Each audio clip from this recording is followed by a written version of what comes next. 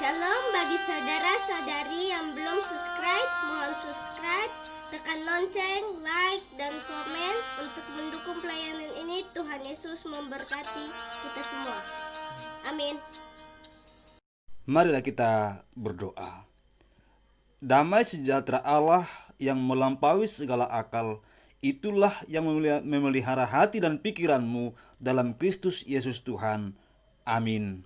Saudaraku, marilah kita membaca firman Tuhan dari Matius 5 ayat 8. Berbahagialah orang yang suci hatinya, karena mereka akan melihat Allah. Amin. Saudara-saudara yang Tuhan Yesus kasihi, pada malam hari ini kita merenungkan firman Tuhan perihal perkataan Tuhan bagi mereka yang suci hatinya, bahwa mereka akan melihat Allah.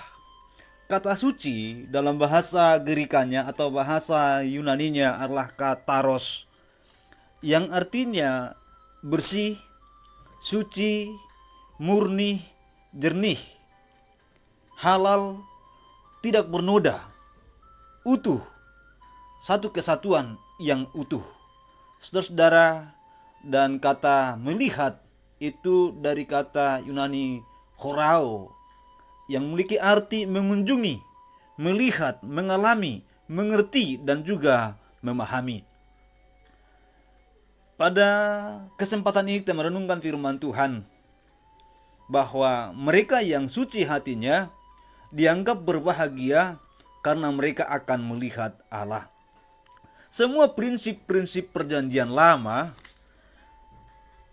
bahwa untuk menghadapi Allah, bahkan untuk memberikan persembahan kepada Allah sekalipun, selalu harus dimulai dengan penyucian hatinya, penyucian pikiran dan juga perbuatan.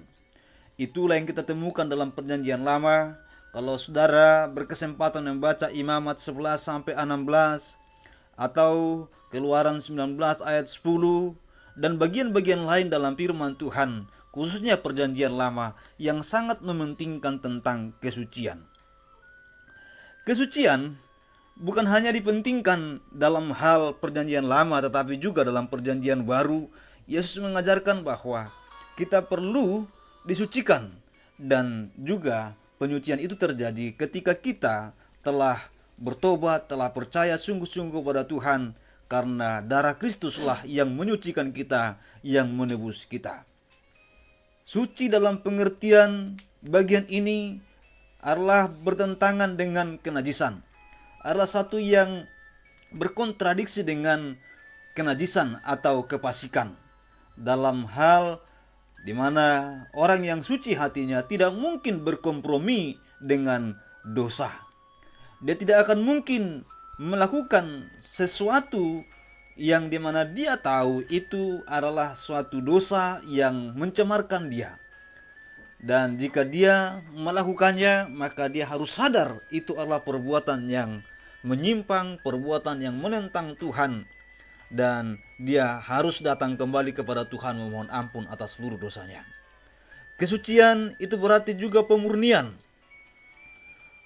utuh, dan tidak bercacat celah di hadapan Tuhan. Yesus sendirilah pribadi yang memang benar-benar suci, kudus, yang tidak bercela sedikit pun dalam hidupnya. Dalam Mazmur 24 ayat 3 dan 4, kita boleh menemukan siapa yang boleh naik ke gunung Tuhan dan yang berdiri di tempat kudusnya. Itu orang yang bersih tangannya dan suci hatinya. Begitulah pentingnya kesucian dan kekudusan. Dan orang yang benar-benar menjaga hatinya yang suci, menjaga hatinya yang bersih, maka dia akan disebut berbahagia dan melihat Allah. Mengapa demikian? Karena Allah sendiri adalah Allah yang kudus, Allah yang suci, Allah yang tidak bernoda sedikit pun. Oleh karena itu, saudara-saudara yang Tuhan Yesus kasihi, biarlah kita memiliki hati yang benar-benar suci, hati yang benar-benar kudus, tulus, dan utuh sepenuhnya kepada Tuhan, yang tidak bercampur, yang tidak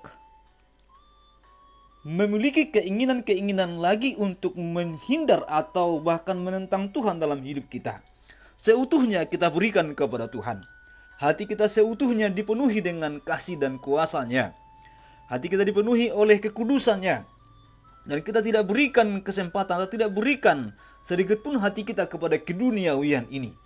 Tapi biarlah kita sepenuhnya menjadi milik Kristus, bukan separuh-separuh. Itulah arti dari kata suci atau kudus atau murni. Murni artinya tidak bercacat celah, artinya tidak ada satupun noda di dalamnya, artinya utuh, semua untuk milik Kristus. Apakah hidup Anda telah milik Kristus seutuhnya? Apakah hati Anda benar-benar telah menjadi milik Kristus seutuhnya, ataukah masih milik dunia? Itu yang menjadi pertanyaannya. Sepatutnya hati kita adalah milik Kristus. Dengan demikian tindakan-tindakan kita pun akan mengikuti tindakan-tindakan yang Kristus akan senangi atau yang ingin Tuhan berkati. Saudara-saudara yang terkasih nama Tuhan, jangan berikan hatimu kepada dunia ini. Jangan berikan hatimu, cinta mencintai dunia ini adalah satu kekejian bagi Tuhan. Mencintai kenajisan adalah kekejian bagi Tuhan. Oleh karena itu kasihilah Tuhan, milikilah Tuhan seutuhnya dalam hatimu. Kuduskanlah Tuhan dalam hidupmu, dan biarlah Dia senantiasa memberkati dan menolong kita semua. Saudara-saudaraku, marilah kita berdoa. Bapa, dalam nama Tuhan, kami bersyukur kepada Tuhan. Kami telah mendengarkan renungan firman Tuhan. Biarlah firman-Mu menjadi berkat bagi kami semua, dan jaga lindungilah kami sepanjang malam beristirahat malam hari ini. Tolonglah kami Tuhan, yang lemah kuatkan, yang berkekurangan Tuhan cukupkan, yang sakit Tuhan sembuhkan. Terpujilah Engkau, dalam nama Tuhan Yesus kami berdoa.